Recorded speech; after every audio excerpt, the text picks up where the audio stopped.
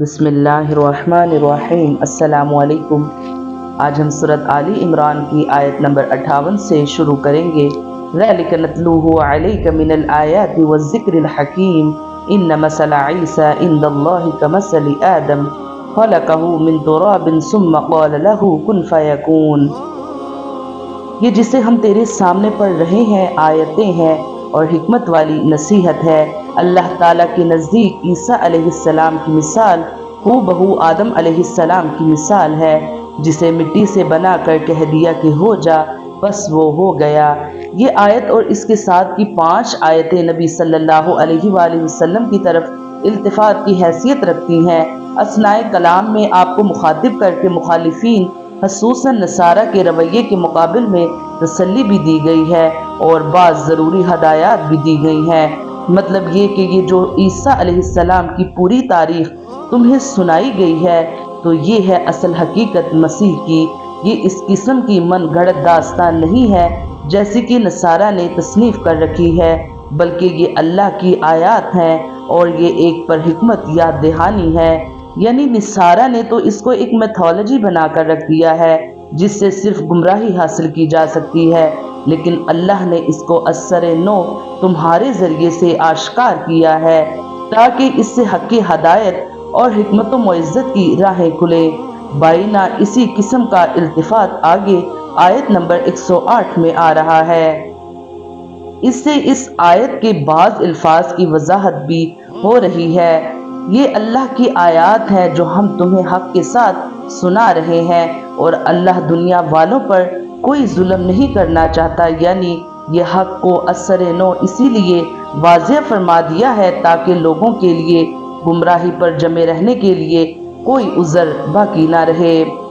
یعنی اگر محض اعجازی پیدائش ہی کسی کو خدا یا خدا کا بیٹا بنانے کے لیے کافی دلیل ہو، تب تو پھر تمہیں آدم کے متعلق بدرجہ اولا ایسا عقیدہ تجویز کرنا چاہیے تھا، کیونکہ مسیح تو صرف بغیر باپ ہی کے پیدا ہوئے تھے، مگر آدم علیہ السلام ماں باپ دونوں کے بغیر پیدا ہوئے۔ الحق من ربک فلا تکن من الممترین فمن حاجک فیہ من بعد ما جاءک من العلم فقل تعالوا ندع ابناءنا وابناءکم ونساءنا ونساءکم وانفسنا وانفسکم ثم نبتہل فنجعل لعنت اللہ علی الکاذبین۔ تیرے رب کی طرف سے حق یہی ہے، خبردار شک کرنے والوں میں نہ ہونا۔ اسی لیے جو شخص آپ کے پاس اس علم کے آ جانے کے بعد بھی آپ سے اس میں جھگڑے تو آپ کہہ دیں کہ آؤ ہم تم اپنے اپنے فرزندوں کو اور ہم تم اپنی اپنی عورتوں کو اور ہم تم خاص اپنی اپنی جانوں کو بلا لیں، پھر ہم عاجزی کے ساتھ التجا کریں اور جھوٹوں پر اللہ کی لعنت کریں۔ الحق من ربک یعنی عیسیٰ علیہ السلام کے بارے میں تمہارے سامنے جو حق بیان ہوا ہے یہ تیرے رب کی طرف سے ہے، جس کا اشارہ گزشتہ بیان کی طرف ہے، اسی لیے ترجمہ یہ حق تیرے رب کی طرف سے کیا گیا ہے اور اس میں شک و شبہ کی ہرگز گنجائش نہیں۔ یہ خطاب بظاہر نبی اکرم صلی اللہ علیہ وآلہ وسلم سے ہے، مگر مقصود تمام مسلمانوں کو تنبیہ کرنا ہے۔ اس عمل کو مباہلہ کہا جاتا ہے جب بحث کا کوئی فریق دلائل کو تسلیم کرنے کے بجائے ہر دھرمی پر تل جائے تو آخری رستہ یہ ہے کہ اسے مباہلہ کی دعوت دی جائے، جس میں دونوں فریق اللہ تعالیٰ سے یہ دعا کریں کہ ہم میں جو جھوٹا یا باطل پر ہو وہ ہلاک ہو جائے، جیسا کہ اس سورت کے شروع میں بیان ہوا ہے۔ شہر نجران کے عیسائیوں کا ایک وفد حضرت صلی اللہ علیہ وآلہ وسلم کی خدمت میں آیا۔ اس نے آپ سے حضرت عیسیٰ علیہ السلام کی خدائی پر بحث کی، جس کا اطمینان بخش جواب قرآن کریم کی طرف سے پچھلی آیتوں میں دیا گیا ہے۔ جب وہ کھلے دلائل کے باوجود اپنی گمراہی پر اصرار کرتے رہے تو اس آیت نے حضرت صلی اللہ علیہ وآلہ وسلم کو حکم دیا کہ وہ انہیں مباہلے کی دعوت دیں۔ چنانچہ آپ صلی اللہ علیہ وآلہ وسلم نے ان کو یہ دعوت دی اور خود اس کے لیے تیار ہو کر اہل بیت کو بھی جمع فرما لیا، لیکن عیسائیوں کا وفد مباہلے سے فرار اختیار کر گیا۔ ان ھذا لہو القصص الحق وما من الہ الا اللہ وان اللہ لہو العزیز الحکیم۔ فإن تولوا فإن الله عليم بالمفسدين قل يا أهل الكتاب تعالوا إلى كلمة سواء بيننا وبينكم ألا نعبد إلا الله ولا نشرك به شيئا ولا يتخذ بعضنا بعضا أربابا من دون الله فإن تولوا فقولوا اشهدوا بأننا مسلمون۔ بے شک یہی سچا بیان ہے اور اللہ کے سوا کوئی معبود نہیں، اور بے شک اللہ ہی غالب ہے، حکمت والا ہے۔ پھر اگر وہ منہ پھیریں تو اللہ فساد کرنے والوں کو جانتا ہے۔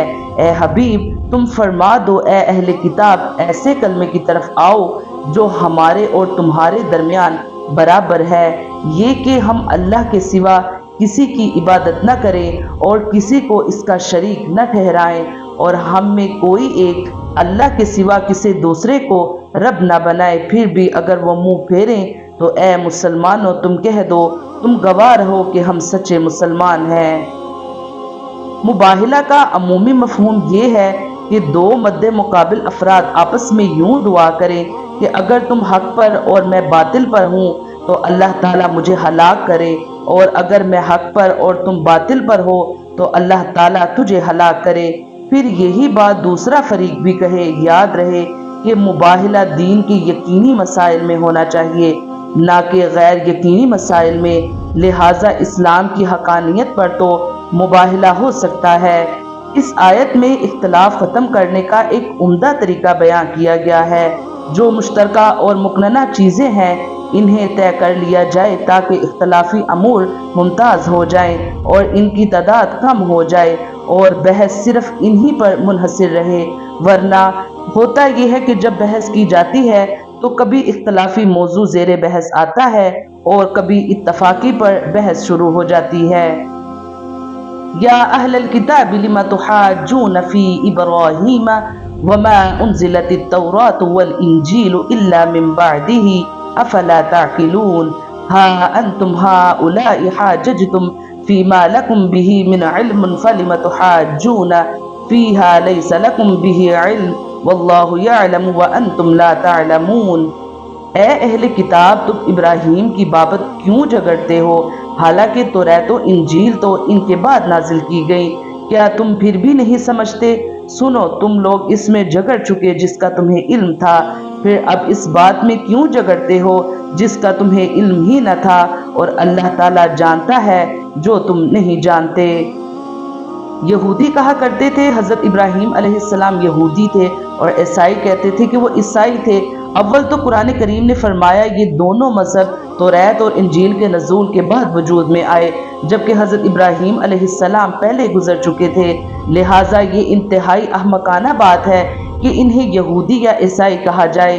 اس کے بعد قرآن کریم نے فرمایا کہ جب تمہارے وہ دلائل جو کسی نہ کسی صحیح حقیقت پر مبنی تھے تمہارے دعووں کو ثابت کرنے میں ناکام رہے تو حضرت ابراہیم علیہ السلام کے بارے میں بے بنیاد اور جاہلانہ باتیں کیسے تمہارے دعووں کو سچا ثابت کر سکتی ہیں؟ مثلاً تمہیں یہ معلوم ہوا کہ حضرت عیسیٰ بغیر باپ کے پیدا ہوئے تھے اور اس کی بنیاد پر تم نے ان کو خدائی کی دلیل پیش کر کے بحث کی مگر کامیاب نہ ہو سکے، کیونکہ بغیر باپ کے پیدا ہونا کسی کی خدائی کی دلیل نہیں ہو سکتا۔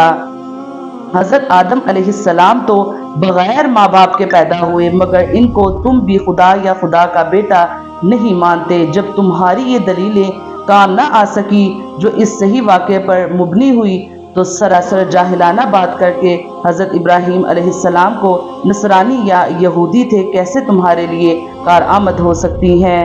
اللہ تعالی ہمیں قرآن پاک پڑھنے کی، اس کو سمجھنے کی اور اس پر عمل کرنے کی توفیق عطا فرمائے۔ آمین یا رب العالمین۔